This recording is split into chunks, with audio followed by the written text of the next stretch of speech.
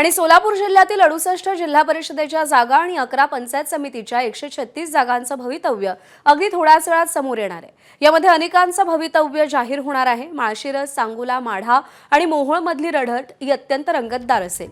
दरम्यान सोलापूर जिल्हा परिषद निवडणुकीत ग्रामविकास मंत्री जयकुमार गोरे यांची प्रतिष्ठा पणाला लागलेली आहे।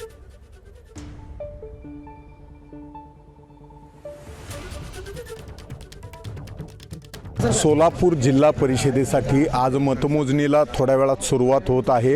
अतिशय चुरशीची झालेली ही निवडणूक खऱ्या अर्थाने राज्याचे ग्रामविकास मंत्री जयकुमार गोरे यांच्या प्रतिष्ठेची असणार आहे, कारण राज्याचे ग्रामविकास मंत्र्यांकडे हे संपूर्ण खातं आहे आणि ते इथले पालकमंत्री आहेत, त्यामुळे त्यांच्यासाठी ही निवडणूक अतिशय प्रतिष्ठेची बनलेली आहे।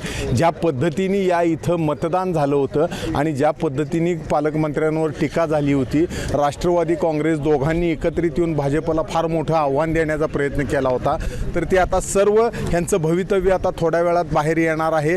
मात्र या वेळेला भाजप हा सर्वात मोठा पक्ष म्हणून समोर येण्याची शक्यता आहे। याचबरोबर भाजपला सत्तेपर्यंत पोहोचण्यासाठी अपक्ष किंवा राष्ट्रवादी काँग्रेस, अजित पवार गट किंवा एकनाथ शिंदेंची शिवसेना ह्यांची मदत घेतल्याशिवाय भाजप सत्तेपर्यंत पोहोचायची शक्यता थोडी कमी दिसते।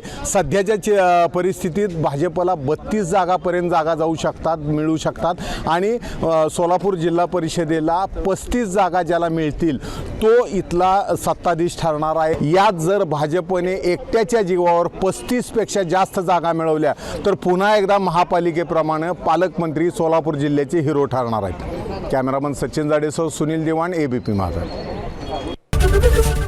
एबीपी माझा, उघडा डोळे बघा नीट।